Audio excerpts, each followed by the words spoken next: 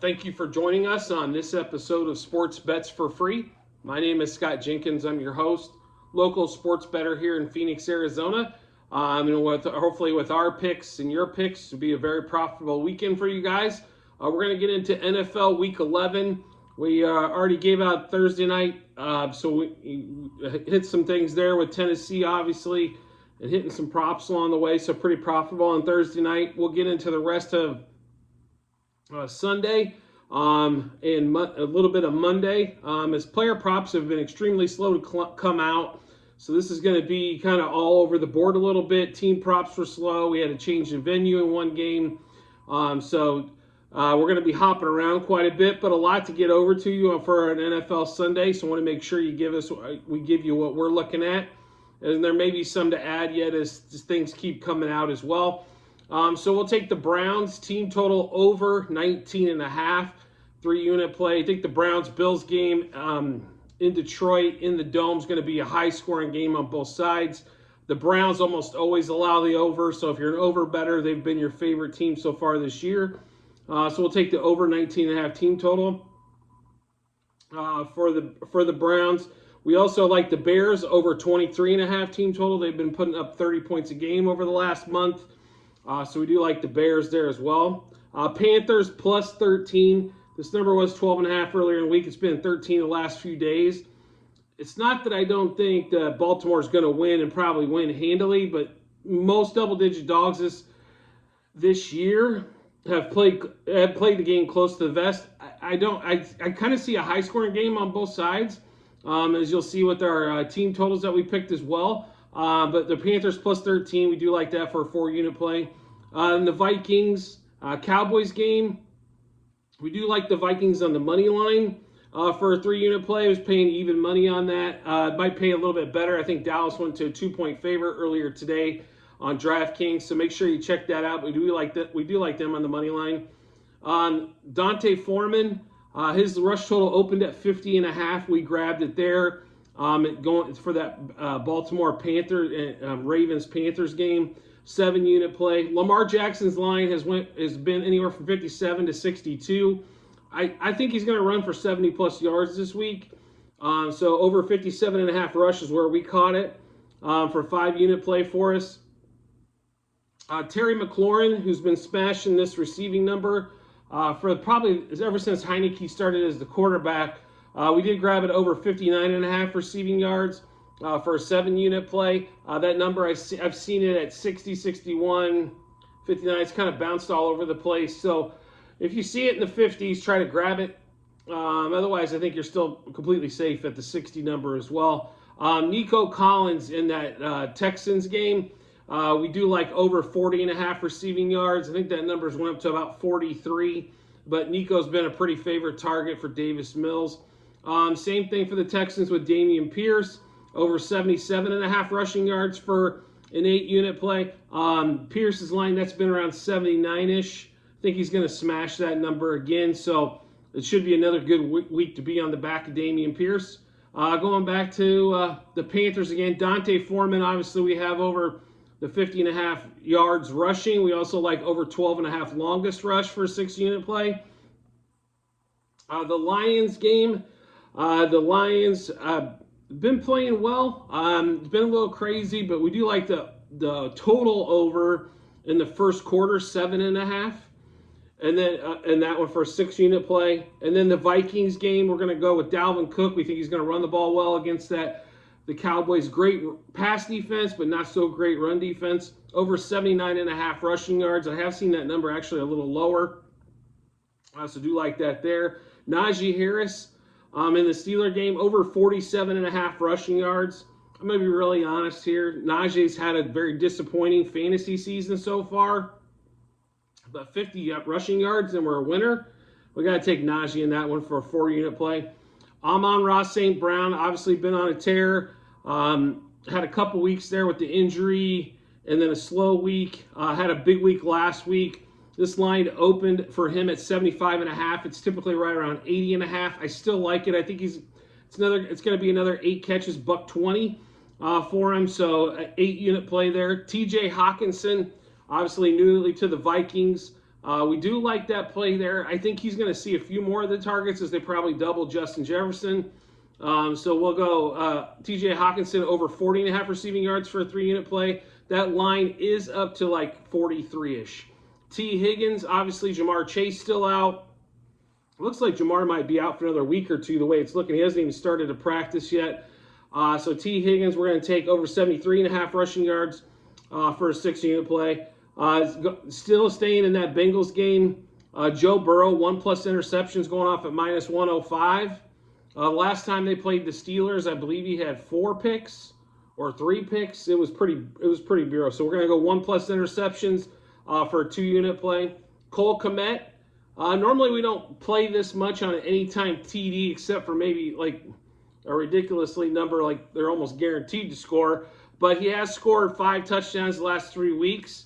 Anytime TD at +175 for a 3-unit play. And then we talked about the Ravens and the Panthers. We like the Ravens over team total 26.5. We like the Lions over 20.5 team total. The Vikings over 23.5 team total. The Steelers over 17.5 team total. The Chiefs over 28.5 team total. And then the 49ers over 26.5 team total. Between 3 and 5-unit plays for there, so make sure you check the Google sheet on that. Michael Pittman, who we've been fading for the last month with Ellinger. It's getting a little tighter with Ryan, but I still like under 60.5 receiving yards for Pittman. That number's been around 58, 59, 60, so make sure you check it when you look at that.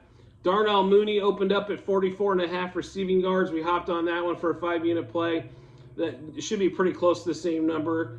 Greg Dulrich, who's had a monster season except for last week when we were on his over prop. We're going back to the well, though. Over 37.5 receiving yards for a 3-unit play. Dalvin Cook, which we mentioned earlier, for his rushing prop. We're going to take his rushing and receiving prop, which was at 98.5. It's pretty close to the same right now. Justin Fields. So someone's going to have to explain this line to me. So he's rushed for over 100 the last 2 weeks. And then the weeks before that was running the ball all over the place as well. He opened at 72.5 on DraftKings, and we were like, let's just wait a minute. Normally when the number comes up a lot higher than it has been, there seems to be a big underplay. It got pushed down to 69.5. We caught this with 20-unit play for it, so it will be our biggest play of the weekend, more than likely. But I don't see how he doesn't crush this number again. We love the team total here. If that means we love the over team total, typically a lot of rushing, and that's going to come from Justin Fields. So like I said, over 69.5, it still seems to be there. The juices went up from 115 to 125, but I honestly think if you've got an opportunity to put half of your bankroll up, that's probably one of the best plays you're going to find. Jonathan Taylor, over 85.5 rush yards this week. He had a monster week last week. We think he's going to hit it back again for 5-unit play. Ramondre Stevenson, we do like, I think this is going to be a battle between the Jets and the Patriots, and it's going to be whoever runs the ball the best. Normally you got to side with probably the better running backs. And also the Patriots seem to have their number. So Stevenson over 64.5 rush yards. We also like Jacoby Myers to get over 48.5 receiving yards as he's a top target for the Patriots. That one for a 4-unit play. Brandon Cooks, we're going to fade the under again on Cooks. This numbers went down a little bit, but 54.5 receiving yards is where we caught it for a 3-unit play. We talked about the Bills and the Browns. We do like the Bills on the over 28.5 team total as well for a 3-unit play. And then we're going to go over a few different things on the Bills. So we're going to take the over first quarter total, 4-unit play, over 24 first half, and over 48.5 for the game. This number went up to 49.5, so make sure you check the first quarters and the totals as well if you want to go along with that one there. The Panthers over 13.5 team total. Realistic, that's 2 touchdowns, 2 extra points. So we'll take our chances there. The Jets over 1.5 team touchdowns at -150 for 6-unit play. Tony Pollard just got added yesterday.